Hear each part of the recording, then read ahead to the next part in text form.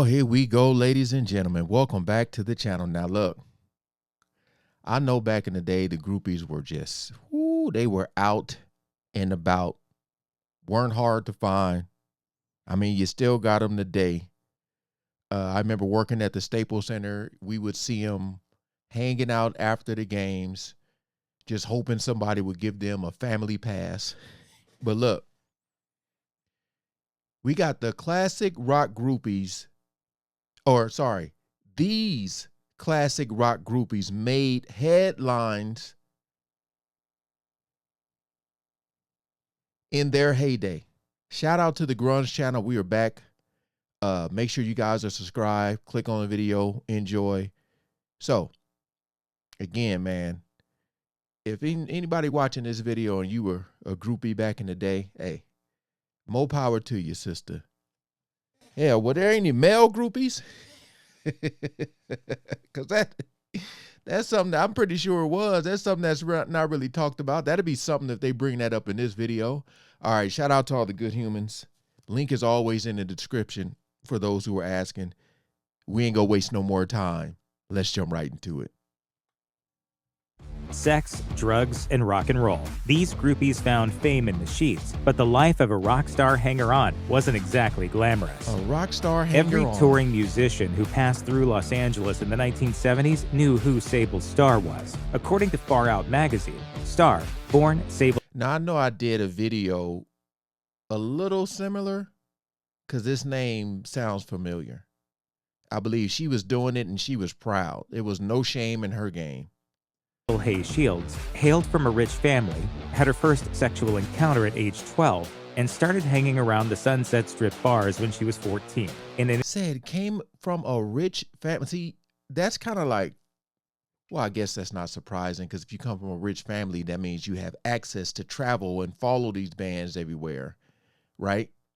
At age 12 and started hanging around the Sunset Strip bars when she was 14. How? In an interview for the book Please Kill Me, The Uncensored Oral History of Punk, Star said, "My friend called me up one day and said, 'Do you want to go to the Whiskey A Go-Go?' And I was nuts to begin with. I always liked getting in trouble, so I said sure." Star was quickly hooked. She got a nose job at 15, cultivated her flamboyant fashion sense, and became the reigning queen of LA's baby groupies, so named for their young ages. When asked to... Yeah, see, that's the issue I have.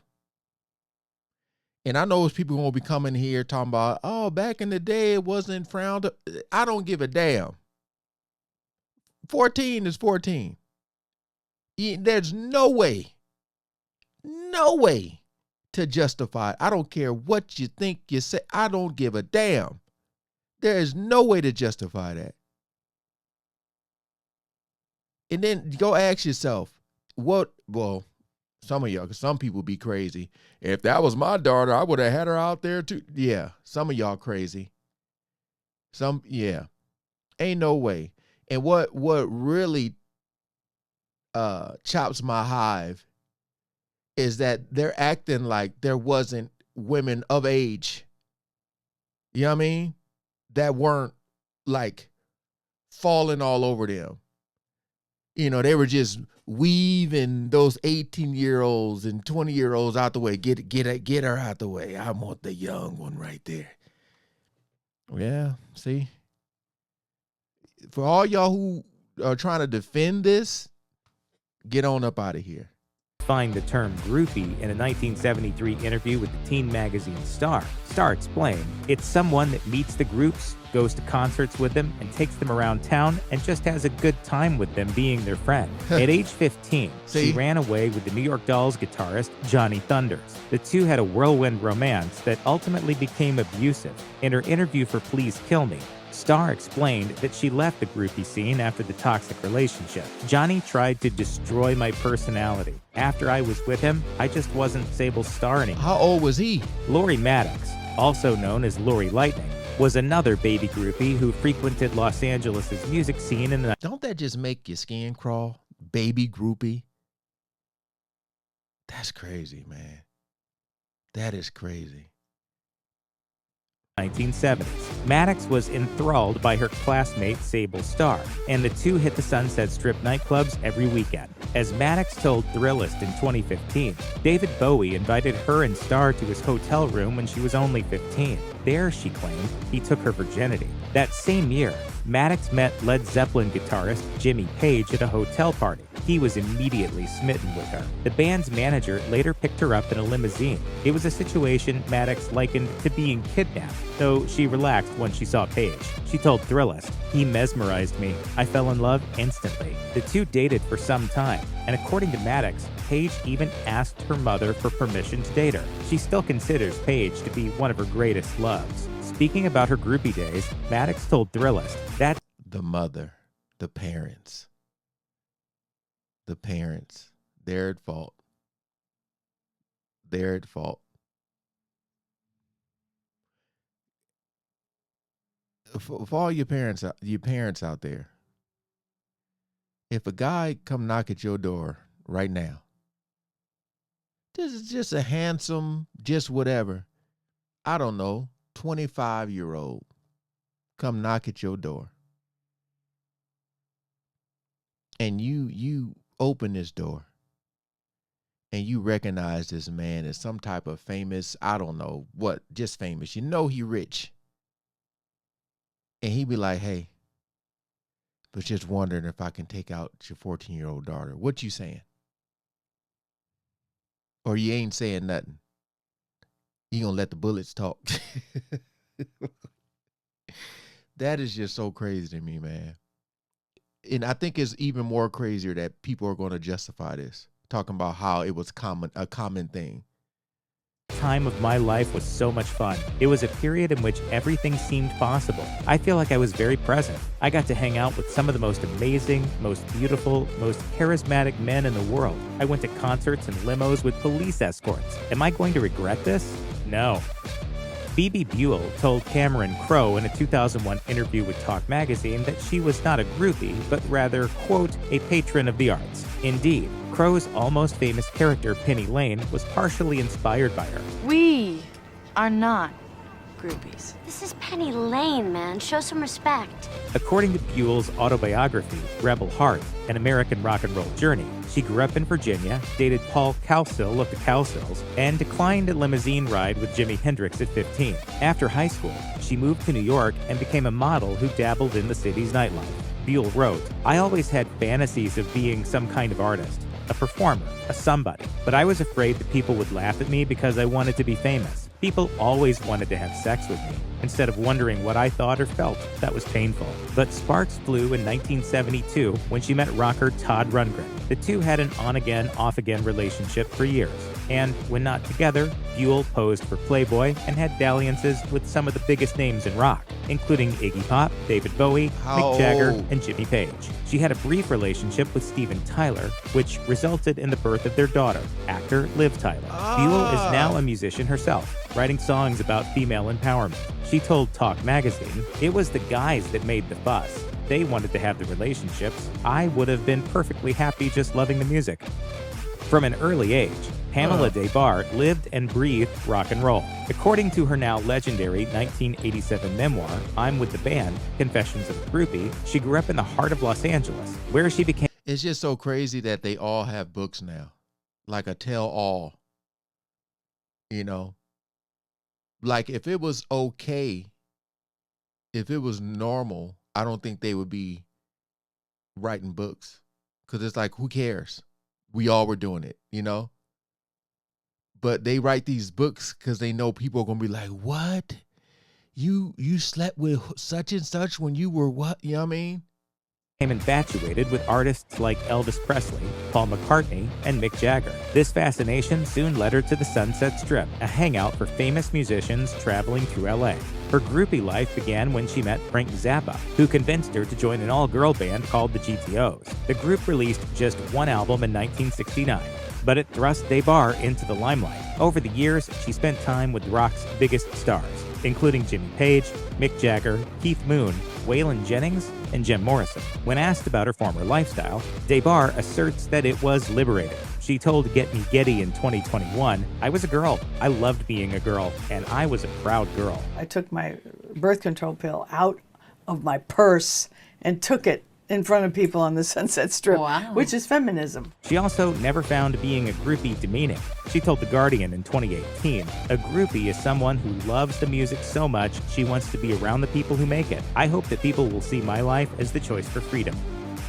Hey, I have no issues with women being groupies at all. At all. I'm just talking about the young ones. Even if you're young and you're a groupie, whatever. But for a guy that's, again, man, it's just crazy. It's just... Even in the groupie world, Cynthia Alberton is considered something of an enigma. In a 1969 interview with Rolling Stone, the Chicago native explained that her fascination with rock music and the groupie scene began at a young age, when she skipped school to meet the Rolling Stones at their hotel. When she was 19, her mother discovered her diary and threatened religious and psychiatric intervention, so Alberton moved out. She got the idea to make plaster casts of rock star genitalia in her college art class when her teacher suggested making a mold of a solid object. The teacher said you could plaster cast almost anything that's solid, and tomorrow we'll make a cast of it. And I thought... It provided the perfect in for Alberton, who desperately wanted to sleep with famous musicians but was too timid to approach them. She told Rock Confidential in 2004, "What I was looking for was an excuse to talk about it that would be responsible for the seduction because I just wasn't capable of it. I was too shy and dorky." Her plan worked. Operating alongside a second girl who assisted with the casting process, Alberton's artistic endeavor set her apart from other groupies. She's produced around 50 such sculptures, with Jimi Hendrix being her first high-profile rock star cast.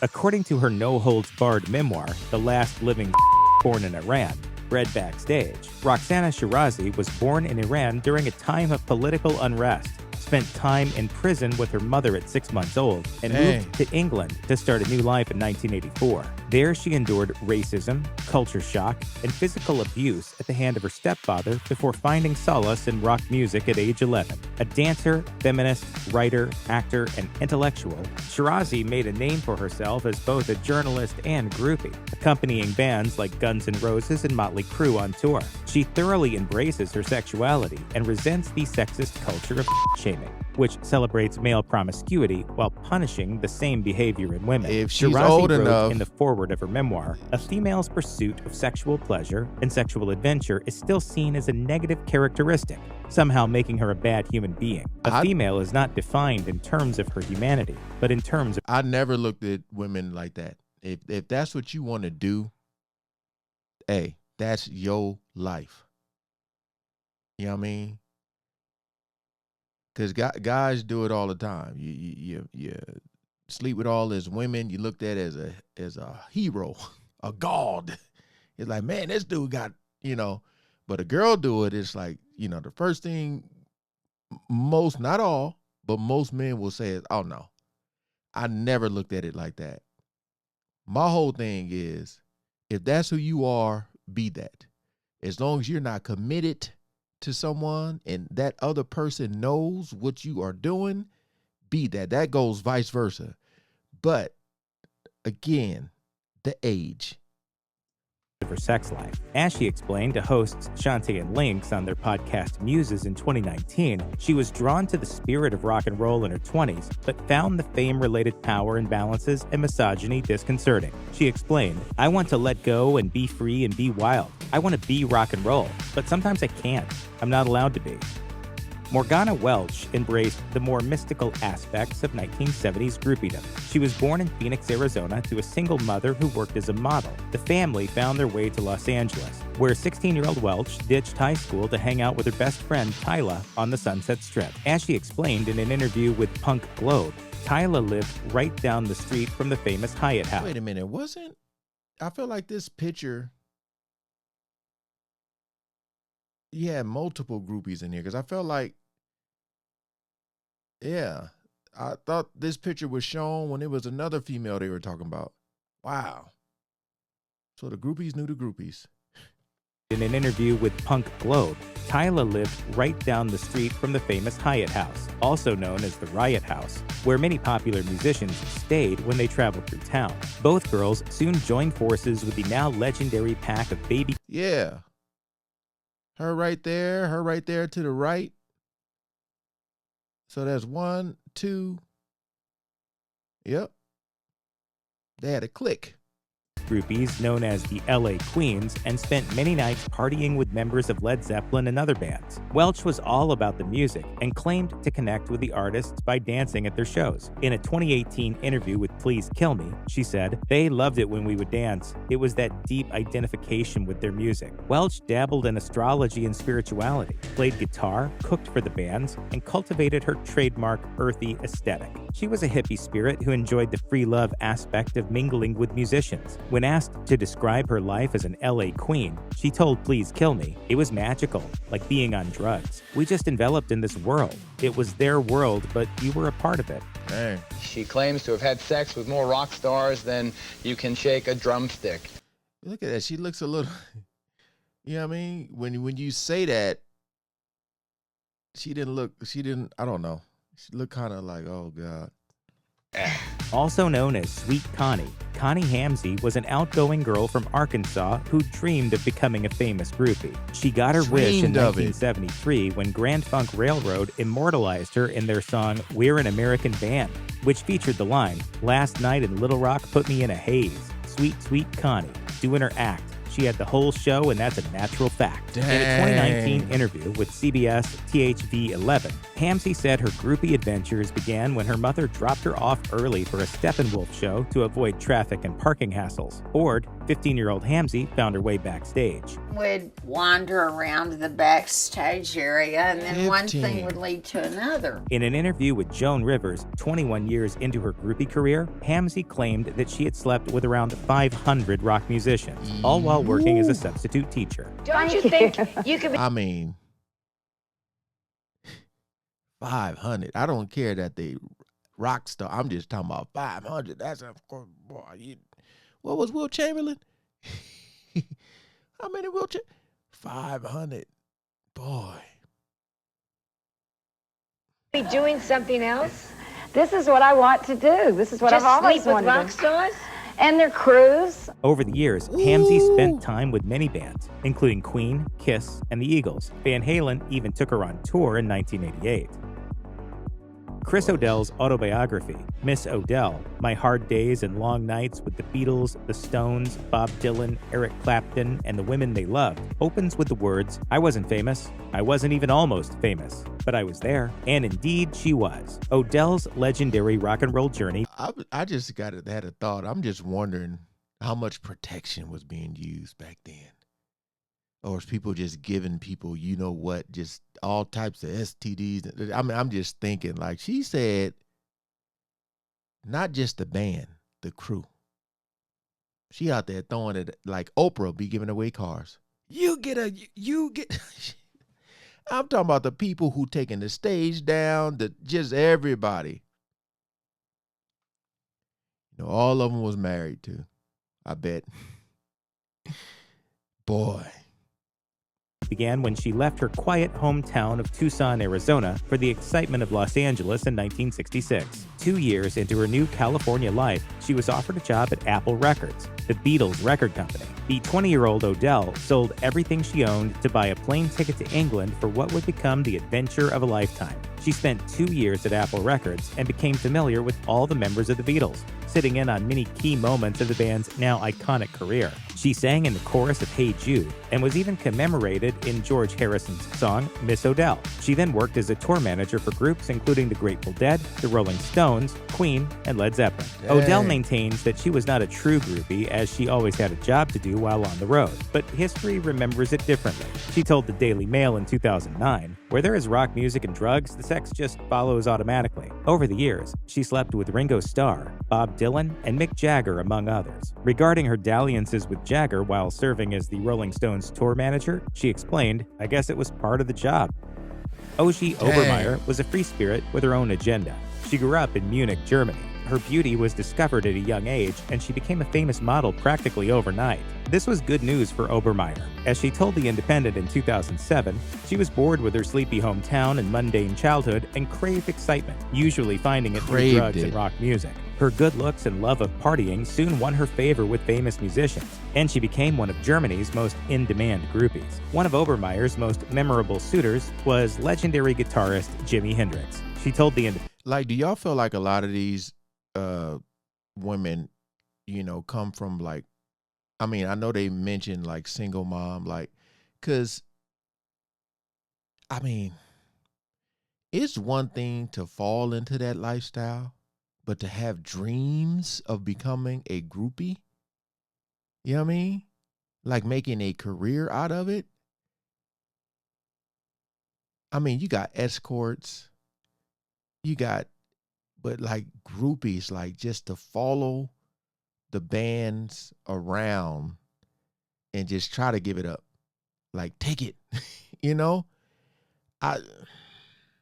Again, it's not the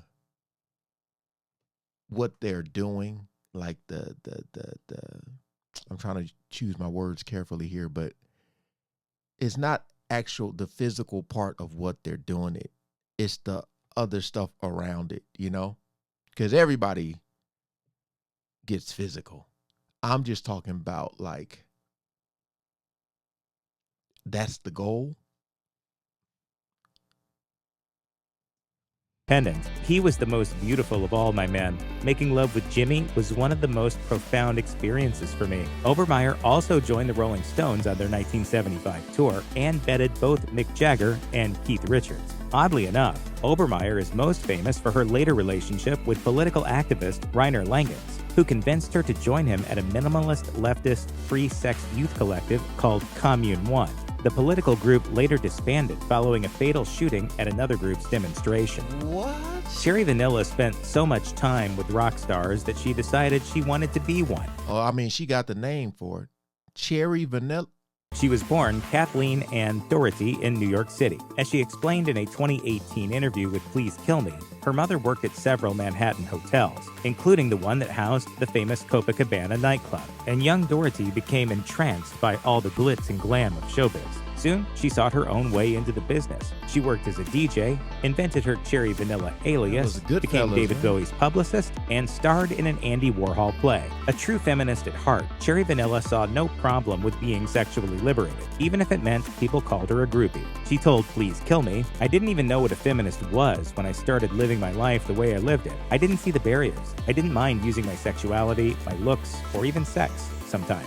In a 1983 interview with Ryan Keating, Cherry Vanilla stated that she loved every aspect of show business. Naturally, this eventually extended to becoming a performer herself. I just had to get close and touch and be there, and eventually go out on the stage and do it myself. Cherry Vanilla fronted her own punk band alongside Sting and Stuart Copeland, who would go on to form the Police. She told Please Kill Me, "Sex is something everybody can have. But having your own band and standing up there in front of those giant speakers, a live drummer beating out a beat, not many people can do that."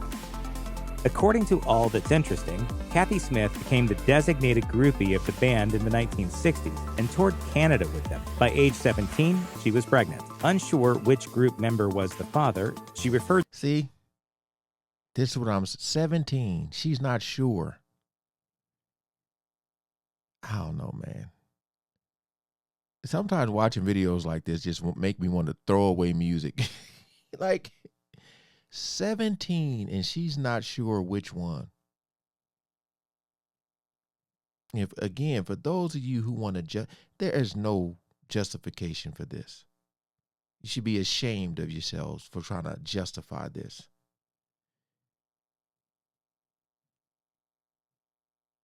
And I ask you again, how would you feel about your daughter being approached? And if you're okay with that, you need help. to her unborn child, which she later gave up for adoption as the band baby. When Smith met singer-songwriter Gordon Lightfoot, the two had an on-again, off-again relationship for years that involved cheating, jealousy, and at least one instance of physical abuse. Rest in peace. It's rumored that Lightfoot's big hit, Sundown, was inspired by his time with her. In 2020, he told the Globe and Mail, "Kathy was a great lady. Men were drawn to her, and she used to make me jealous. But That's the lady. How old was she, Gordon? I remember those lyrics like it was just yesterday when I reacted to this.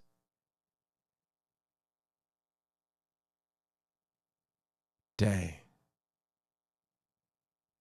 I don't have a bad thing to say about her. Things took a dark turn when Smith got into drugs. She worked as both a groupie and drug dealer for the Rolling Stones in the 1970s. She then started dealing and using drugs full-time. One of her clients was comedian John Belushi.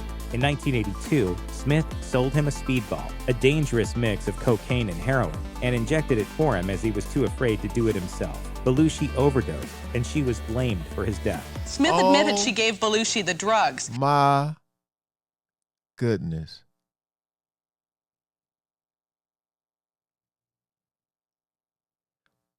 Boy, did this take another turn. But she said she was not morally responsible for his death. Smith served 15 months in prison for involuntary manslaughter.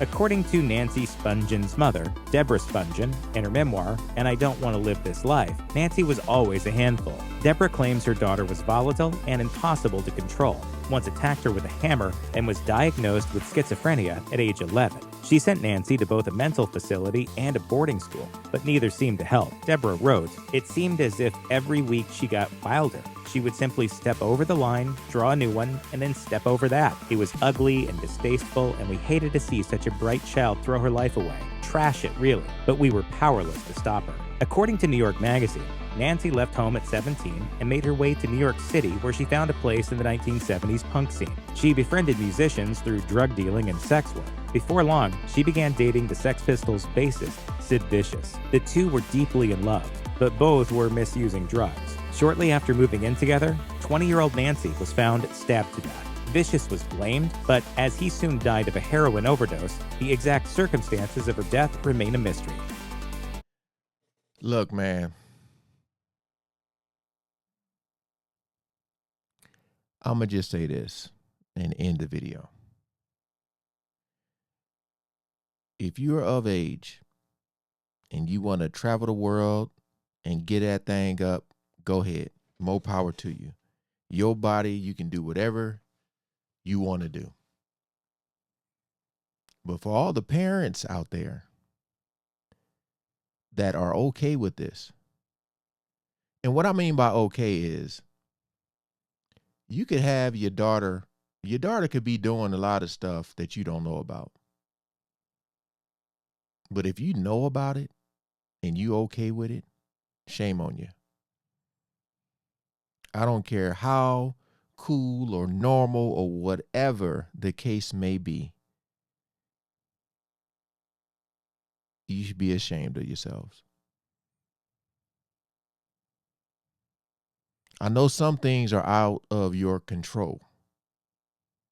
But if you know of this and you are okay, I want y'all to listen to the words that I'm saying, and you are okay with this. Trust me, you got a problem. You may not know it, so I'm letting you know. But for all the women who were of age and they were going around doing this, hey, that's what y'all wanted to do. I'm pretty sure there was a lot of male groupies, but they ain't gonna tell. They ain't gonna come out and say nothing.